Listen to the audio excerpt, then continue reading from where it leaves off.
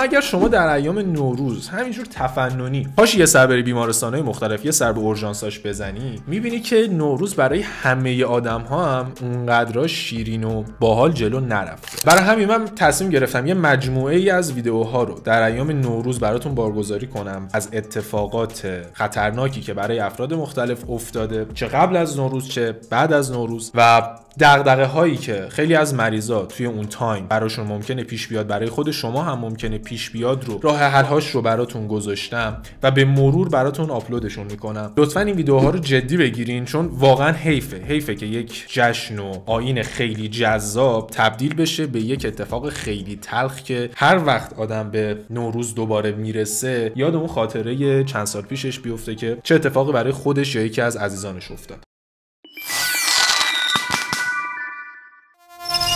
اولین موردی که میخوایم توی این ویدیو بررسیش بکنیم چیزیه که خانوما کلن مامانا عاشقشن و اونم خونه تکونیه. خونه تکونی عید عذابی برای ما آقایون و یک مدیتیشن برای خانوما محسوب میشه.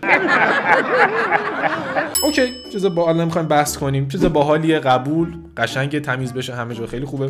اولین مورد آسیب‌های اسکلتی عضلانیه. آسیب‌های اسکلتی عضلانی در اثر چی داره رخ میده؟ در اثر عجله کردن خانم‌ها و حتی آقایون و صبر نداشتن و کمک نخواستن از دیگرانه. خیلیا خصوصا باباها باز هرکول برمی‌دارن موقعی که بحث خونه تکونی میاد وسط. یعنی تا قبلش خیلی گارد دارن که آقا نه خونه تکونی چیه، اعصابمون خورد شد، خسته شدیم فلان، کی حال و حوصله‌شو داره. اما موقعی که بحث حالا خونه تکونی راه میفته و دیگه استارتش زده میشه، پدرها دیگه انگار میخوان همه کارا رو خودشون انجام بدن، سریع انجام بدن. از اون طرف مادرها میان و وسایلی که خیلی براشون سنگینه، اصلا در حد و توانشون نیست که بخوام بلند بکنن، رو خودشون به تنهایی از رو زمین میخوان بلند کنن بدون اینکه از کسی کمک بگیرن. ببینید، بلند کردن اجسام، خصوصا اجسام سنگین از روی زمین، یک سری اصول داره. دقت بکنید میبینید که پاورلیفتر کارها یا وزنه بردارها، بدنسازا، اینا میان 200 کیلو وزنه رو از روی زمین بلند میکنن و آسیبی هم بدنشون نمیبینه. جدای از آمادگی بدنی که دارن و توده عضلانی زیادی که اون ورزشکارا دارن، تکنیک درستی دارن برای بلند کردن اون وزنه از روی زمین.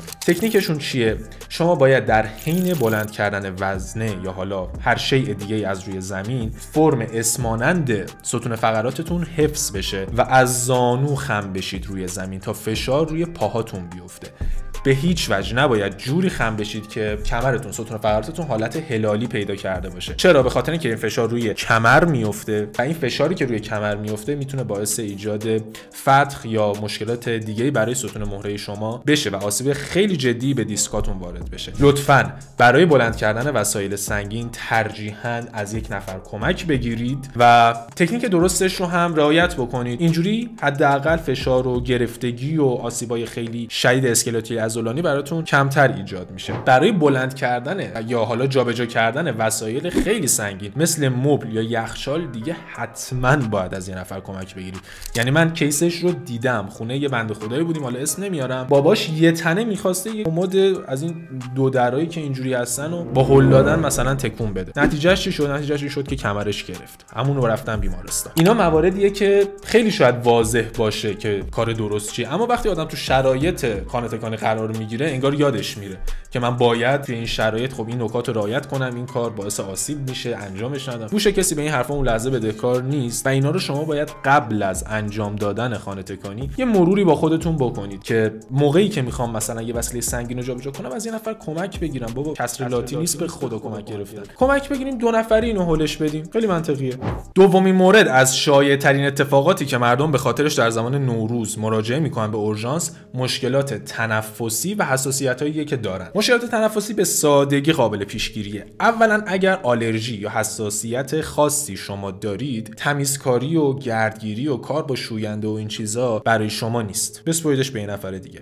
حتی توی اون زمانی که یه نفر دیگه هم داره اون کار رو انجام میده، شما نباید توی اون محیط باشید، چون ریه شما حساسه، دارید نفس میکشید، اون گرد و غبار و حالا آلاینده هایی که هست وارد ریه‌تون میشه، حالتون بد میشه. این نکته اول. نکته دوم، حتما قبل از گردگیری کردن از ماسک ترجیحاً N95 استفاده بکنید. اگر هم ماسک نداشتید، ماسک N95 نداشتید، از ماسک عادی استفاده کنید. اگر هم اون رو هم نداشتید، حداقل یک پارچه دور و بر دهان دهان و بینیتون بپیچید تا این گرد و غبار کمتر وارد ریه‌تون بشه. این داستان اول. یک سری تکنیک‌های خانه‌داری هم هست که خود مامانا خیلی بهتر میدونن، این نیاز به گفتن نداره، ولی حالا شما هم بدونید. اینه که برای گردگیری کردن سعی بکنید از یک دستمال نمدار استفاده بکنید، چون دستمال نمدار خب باعث میشه که گرد و غبار بلند نشه تو هوا. و یه تریک دیگه‌ای هم که اونم خانواده‌ها و مامانا خصوصا خیلی خوب بلدنش اینه که اول جارو میزنن و بعد گردگیری میکنن. اینو من خودم نمیدونستم. دلیلش هم اینه که خب وقتی جارو میزنی گرد و غبار بلند میشه دیگه، هرچی گردگیری کرده بودی به فنا میره، تازه اون گرد و غبار رو وارد ریه خودت هم میشه. خیلی چیزا رو مامانا به تجربه بهش رسیدن که ماها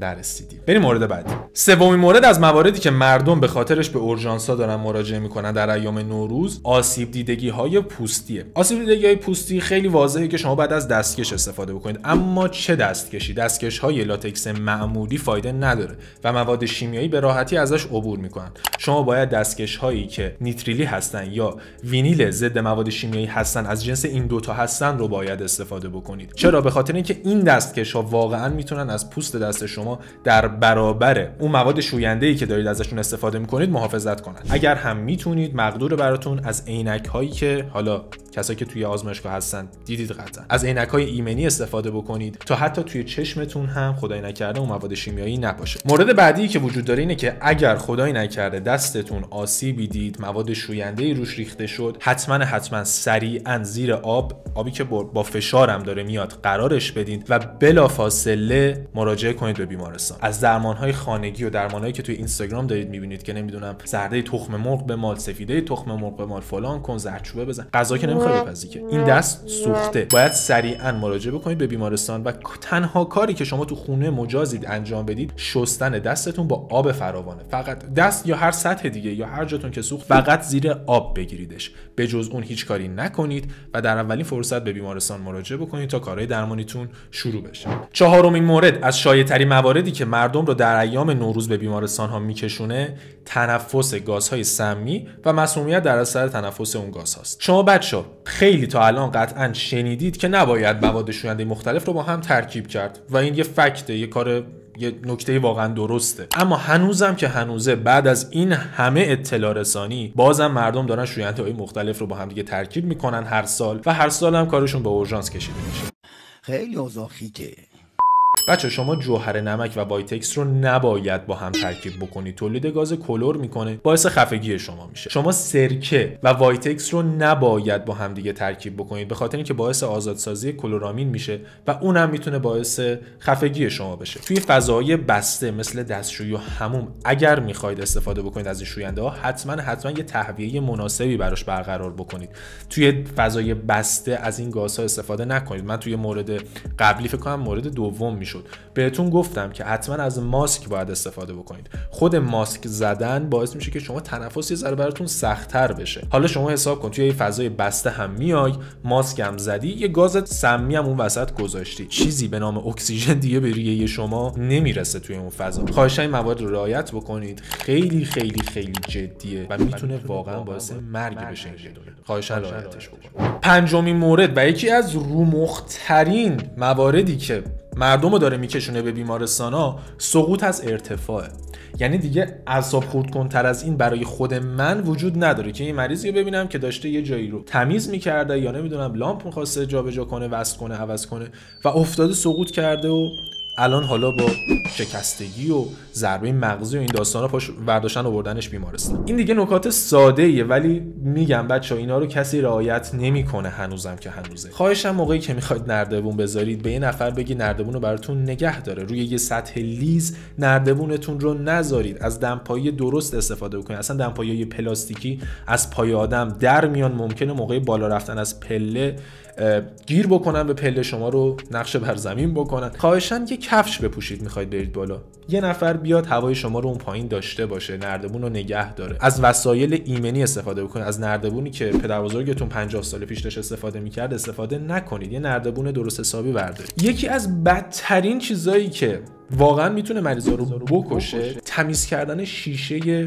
خونه هاست. یعنی مردم میخوان اون ساید بیرون شیشه رو تمیز بکنن، چیکار میکنن؟ خودشون میان روی این لبه پنجره میستن، شروع میکنن دستمال کشیدن و تمیز کردن. حالا یا قطع نخام میشن یا ضرر مغزی میشن یا خدای نکرده فوت میشن، به خاطر همین که آقا نرفت یه لحظه مثلا یه دونه از این تیا هست، یه حالت مثل تی میمونه، اینا رو نگرفته بود، مثلا گفت آقا خودم میرم هیچی نمیشه.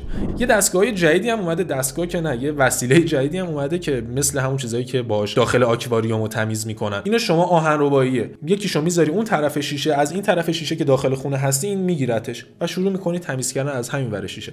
بچا یه ذره این نکات ساده رو خواهشاً رعایت کنید. همینه، یعنی خونه تکونی عید میتونه به همین سادگی به خیر و خوشی تموم بشه. اما خدا وکیلی به قرآن قسم دارم میخورم، اتفاقاتی رو ما داریم توی بیمارستان میبینیم هر سال که ما دلمون میسوزه. یعنی مایی که اصلا جزء خانواده اون افراد هم نیستیم دلمون میسوزه که چرا یه نفر به خاطر یه سهلنگاری خیلی ساده عیدش خراب شده و هر سال دیگه موقعی که به نوروز و سال تحویل میرسه یاد این خاطره باید براش زنده بشه. خواهشاً این موارد رو جدی بگیرید، خواهشاً اینو اطلاع رسانی بکنید، چه کلامی چه حالا هر جوری که خودتون میدونید، برای دیگران هم این نکات رو شرح بدید تا جایی که میشه این اتفاقات رو ما بتونیم جلوش رو بگیریم. من اگر بتونم با این ویدیو جون یه نفر رو هم نجات داده باشم، یه خانواده رو هم از بدبختی نجات داده باشم، کار خودم رو کردم. خیلی ممنونم از اینکه تا آخر ویدیو با من همراه بودید. امیدوارم که سال خیلی خوبی در انتظارتون باشه. حتما ویدیوهای بعدی رو هم دنبال بکنید، از دست ندید. میخوایم دونه دونه اتفاقاتی که در نوروز اتفاق میفته و